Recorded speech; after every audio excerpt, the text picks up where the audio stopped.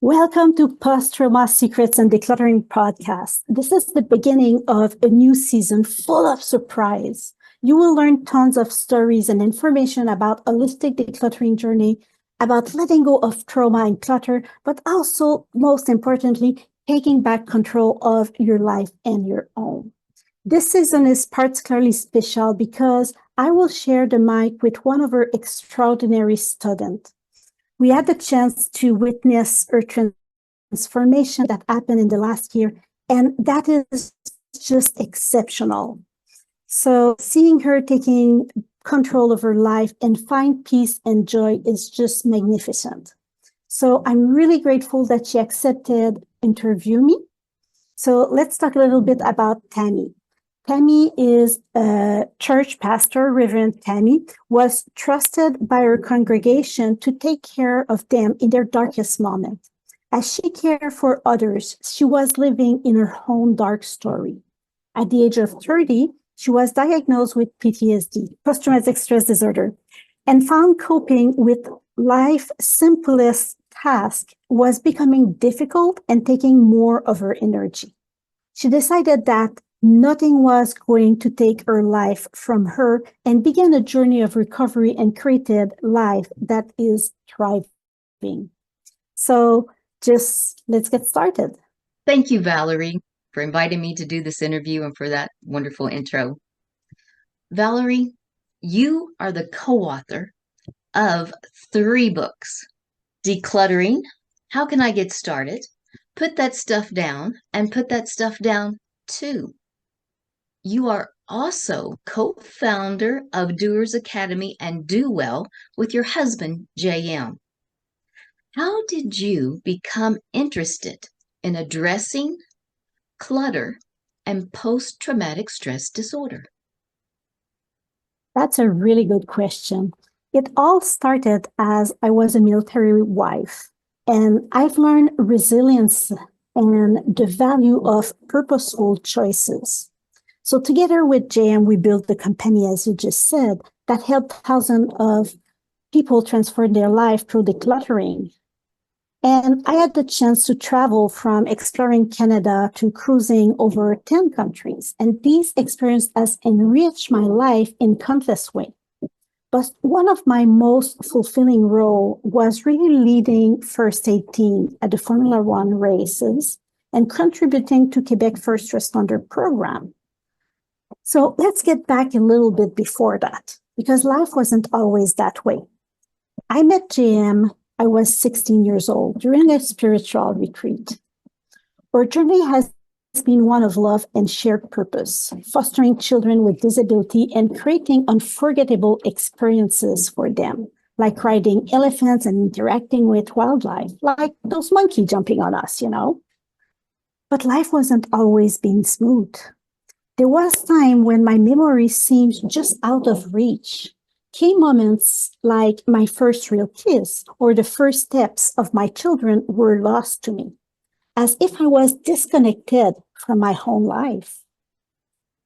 As I live in a constant state of fear and anxiety, always worried about what may happen next. Sleep was elusive, and eating healthily was really a struggle. This growing sense of isolation was overwhelming. I was desperate for a change, but I couldn't understand what was happening until I was diagnosed with complex post-traumatic stress disorder. Suddenly, all these signs pointed to a deeper issue, trauma. So in my quest to heal, I tried everything: medication, therapy, EMDR, hypnosis, but nothing seemed to improve my condition. Then a visit to the doctor left me shattered. He said, "I don't know how to help you. You will just get worse with the year." This statement hit me hard. I felt abandoned, not just by him, but by the entire medical system. It was as if they were giving up on me, and I felt totally worthless. This frustration and depression were overwhelming. I reached a point where I couldn't go on. My overwhelming condition forced me to stop as first responder master instructor and to quit volunteering. It was a heart-wrenching decision because I loved what I did, but my physical and my mental health were deteriorating, and I had no choice. I feel deserted by specialists, psychiatrists, psychologists. Like they inquired about my sleep, my eating habit, my exercise, my thought. They asked me everything except the one question that could have made a difference. They never asked me, how clutter is your home? My mother was the one who noticed the clutter in my life. She jokingly asked me, why do you have so much pasta? Are you cooking for an army? It was a light-hearted comment, but it prompted me to really look at what I had accumulated. I opened my pantry and I was shocked. Why did I have 50 packs of pasta, 15 cans of peaches, or 20 pounds of flour? Around the house, the signs were clear. Items still in their shopping bags unopened, piles of paper on the kitchen table, delivery box scattered, toys more than a daycare would have. Clothes, 3 different sizes, just in case. Does this sound familiar to you? You know, I hadn't realized the extent of the clutter. It does, yeah. And I hadn't realized the extent of the clutter until a significant change happened. My husband, JM, got a transfer notice. We were moving, and the military would send a moving company. Great. The estimator arrived, and his reaction said it all. Dressed in his blue uniform, he looked around and told, we can't move all of this. You need to get rid of at least half. That's it. I was devastated, feeling completely overwhelmed. I thought to myself, I can't do this. We had 3 months to declutter after being told we needed to get rid of half our stuff for the move. Despite our efforts, it was too much in a too short period of time. We didn't make it. My husband had to move ahead, leaving me with our 2 toddlers to handle the decluttering. The night he left, I found myself sitting in front of our storage room, overwhelmed. For the first time in years, I broke down and cried. In a whisper, I asked myself, qu'est-ce que je vais faire avec tout ça? Or, what am I going to do with all of this? So many questions flooded my mind. Where to start? How long would it take? Would I have to discard good things? Where would I find the energy? That night, I doubted myself. Am I a hoarder? Why do bad things always happen to me? Why doesn't anyone understand? I felt like life was unfair. I remember crying for hours, feeling I had hit rock bottom. But it was a pivotal moment. I knew things would only worsen if I didn't make a change. But this crushing moment wasn't the end. It marked the beginning of my journey toward understanding, healing, and transformation. The next morning, I crafted a plan. Declutter for 30 minutes each day. This journey turned into an emotional roller coaster. As I tried to let go of things, I realized they have been providing me comfort and a sense of safety. But as they left, my anxiety spiked, stirring up my feelings of risk of control.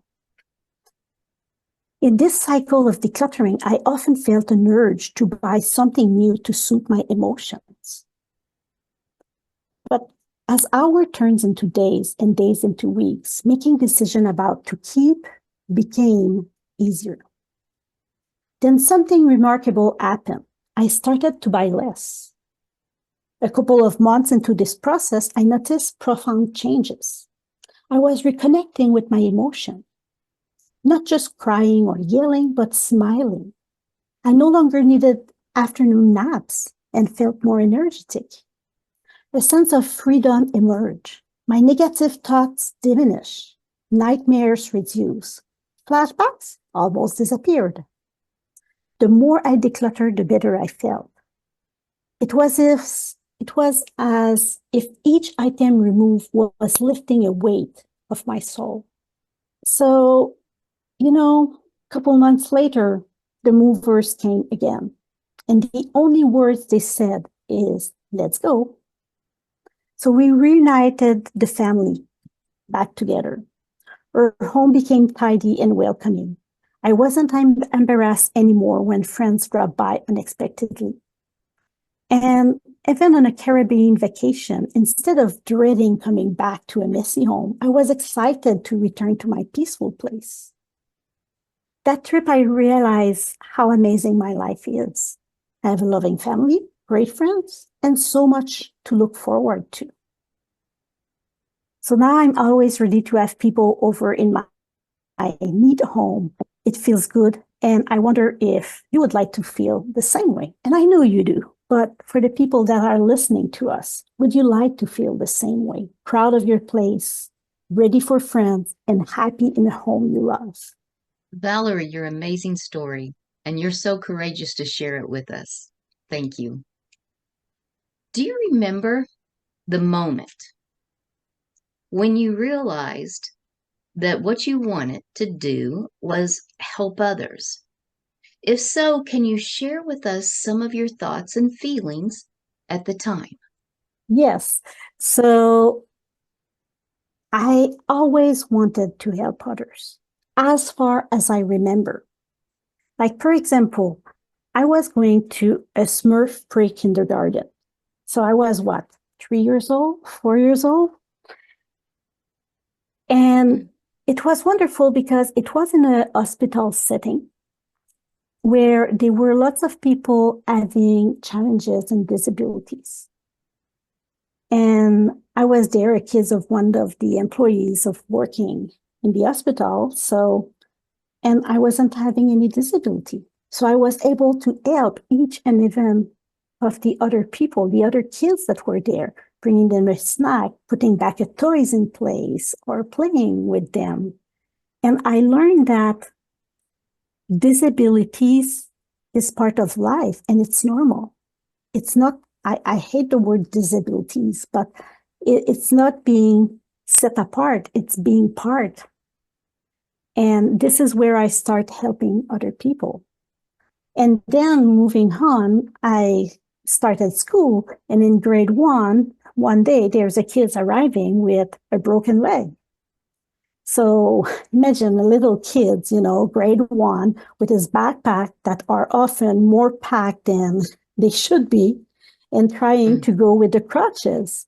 So I right away offered to take the backpack and help every day that he will go to school while using the crutches. Not just helping one day, but helping every day. And I had lots of opportunities like that in my life. And that brought me to really start volunteering with St. John Ambulance when I was 15 years old. And from there, we arrive in my story where it's bring me up to being master instructor for them, but starting do well. Because after we move, then our home was clear. We had that huge challenge that we faced out, the move with decluttering. But we cannot keep that for ourselves, knowing that there's dozens and dozens and hundreds of other military families having the same challenge to move while they're cluttered. So I remember telling Jan, we need to do something. So my first place to go was, okay, let's do a home staging course to help people get ready for move, to prepare their home to sell. And then every client I was seeing, the problem was not to place a pillow here and there or to remove some frame when they home staged the home. It was the clutter. So I say, Jim, I'm not equipped enough to help these people. So I became a professional organizer.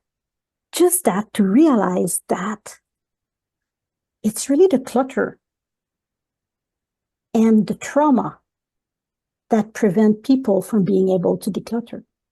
Almost every client were telling me about their trauma. So I remember we were sitting in the living room and we were talking about, okay, but how can we help people? Oh, I want to help people here in my city. No, it's not enough. Let's look bigger. Okay, we want to help people all over the continent that are moving, with military families. Oh, it's not enough. Let's get bigger with more people. And then we ended up with that big number, wanting to improve the quality of life of 1 million people. Because we want to reduce the suffering in this world. And yeah, that's our goal, me and Jan. We want to help over 1 million people. You know, I was able to recover and get better, but others are able too, just like you.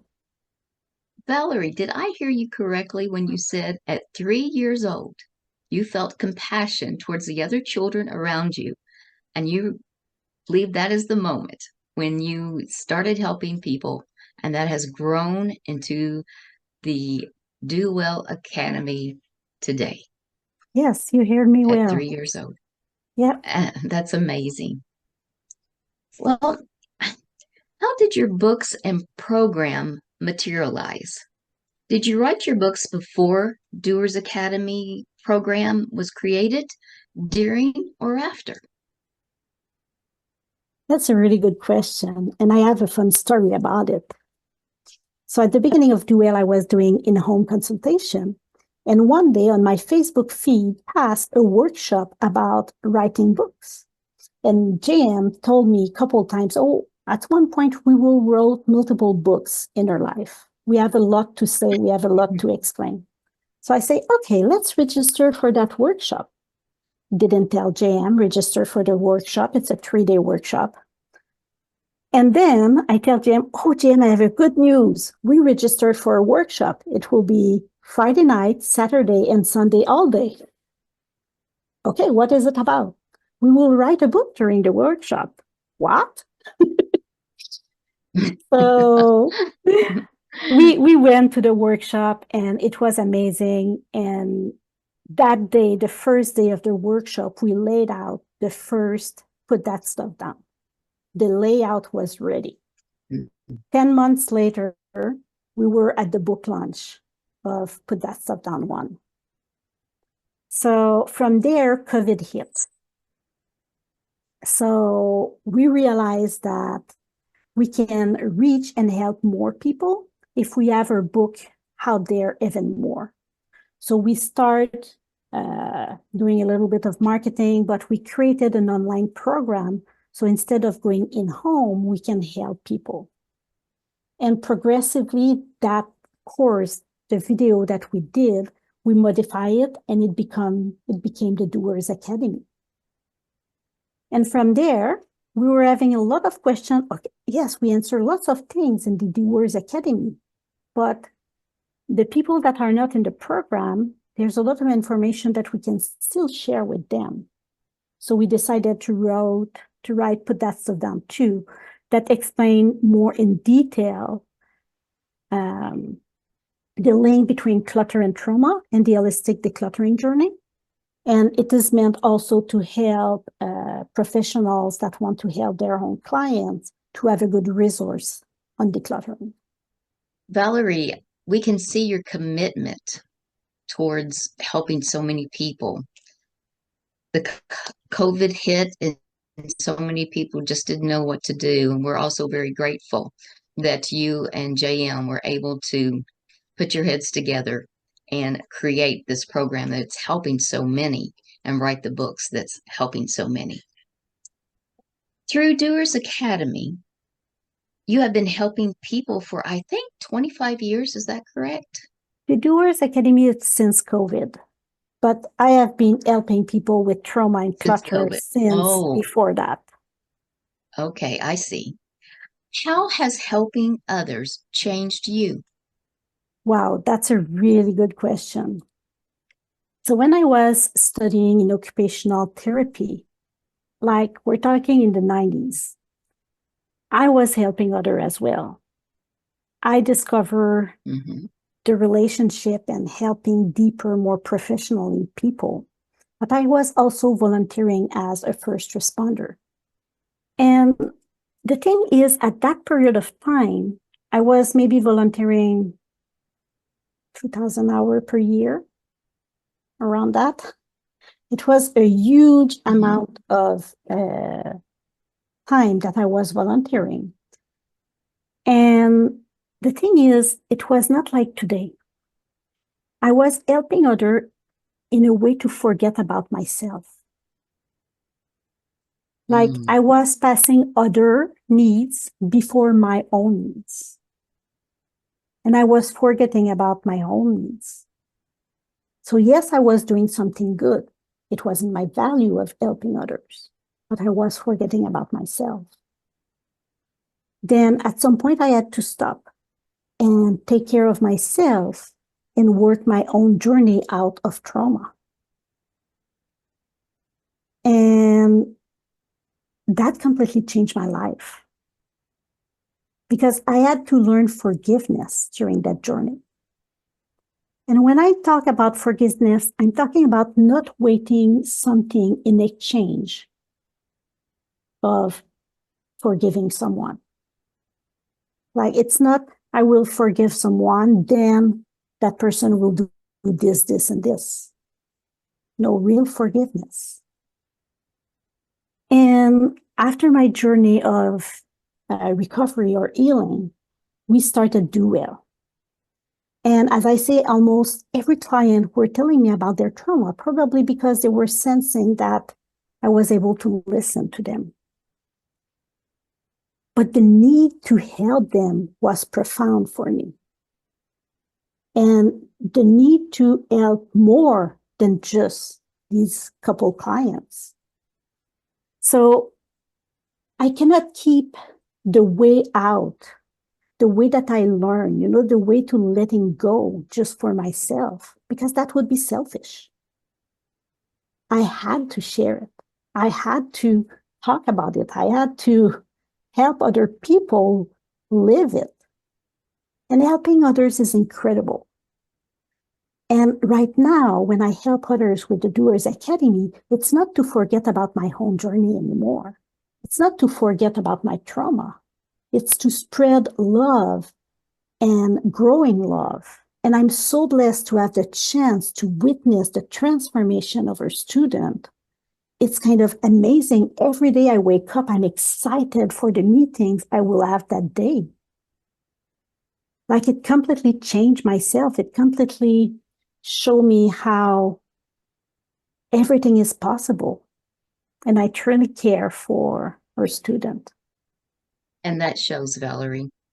Valerie, could you explain for me, before you entered your journey of healing and you were helping so many others, do you feel like that was a subconscious move on your part to deny your need for healing or avoid it? What do you think exactly was going on there? Before, it was really that if I help others, I don't have time to think about myself. So I don't have time to think about my trauma. I don't have time to think about my suffering. I don't have time for catastrophizing. I don't have time for all of other coping mechanisms that we can develop after trauma and that are painful. But we have to realize that helping others in this case was also a coping mechanism. Even if it's a good action, it was still a coping mechanism. So it was still unhealthy. Thank you. Was there ever a time in creating Doers Academy that you felt like you wanted to give it all up? What keeps you motivated? Yes, there were some time. It's always hard to say when we talk about those subjects because it's so delicate, but we had to invest a lot of time and money in the creation of the Doers Academy. Building a program that is internationally recognized, it's not something easy. And when we want to reach more people, to spread the message, to let the people know that the program exists, we need to invest lots of time and lots of money. So that means some day not passing in family or some weekend working or things like that. So yes, at some point, it was kind of, okay, am I doing the right things? Am I making the right decision? But I came back to the and wanting to help 1 million people. And yes, I want to do this. So that's what's keeping me motivated. But when you got sick and you're an entrepreneur, you don't have insurance. I had, in the way of creating the Doers Academy, I had 2 emergency surgery. I got COVID and long COVID. And that left me with what they call POTS. That is a blood pressure dropping problem. So, of course, there's some moment where it was kind of, okay, what am I doing right here? But the passion of those breakthrough, the power of those breakthrough, knowing that someone are experiencing distress right now, I cannot accept that. I just can't help and offer them a way out. Thank you, Valerie. As you continue your work helping others with post-traumatic stress disorder and decluttering, where do you see yourself in 5 years? And where do you see Doers Academy in 5 years? I love that. I really love that. So I see myself helping more and more people, just growing. I want people to understand that decluttering is not just about the physical belongings. There's stories behind the clutter. And I want to train other facilitators so together we can help more people with the holistic decluttering journey. In 5 years, people will find and know about the Doers Academy the same way they search online and they find the Veteran Affair, or they know that other important resource exists. We won't be that little tiny business here in Canada that just a couple of people knows about. Everybody will know what is Do Well and the Doers Academy. And so many people do know, and it is growing. It's happening now. Do you realize what an inspiration you are? I'm not sure. Well, you are. You are an inspiration. What encouragement can you give our listeners today if they or someone they care about is having difficulty with clutter and post-traumatic stress disorder? I think the most important message is the resources and the way to get better and take back control of life and home exists. It's not true when doctors and other specialists say it will stay like that. The resource exists and everybody is able to. I was able, as well as dozens of students that came through the Doers Academy, at their own pace. That's really important. It's not a program. It's not a way out that everybody do the same thing like when we go to school, everybody has the same homework the same day and have to report them and do the exam the same day. No, there's no exam and there's no everybody at the same time. Everybody at their own pace. And it is priceless to feel better and enjoy life in a tidy and welcoming home. Don't stay alone. Reach out. All the contact information will be in the show notes if you're looking for that. Or you can look on our website, but don't stay alone. The resource exists. Thank you, Valerie. There is help out there. There are. On this note, I want to thank you, Tammy, for that incredible interview. The questions you asked are really wise and thinking, and it really brings a new way of showing what we do here at Do Well. So for everybody that is listening, stay tuned. And as this is just the beginning of the season, there will be probably 7 or 8 other episodes in that season. And if you like that episode, please leave us a review or subscribe to the podcast. As we will dive more in the next episode, stay tuned.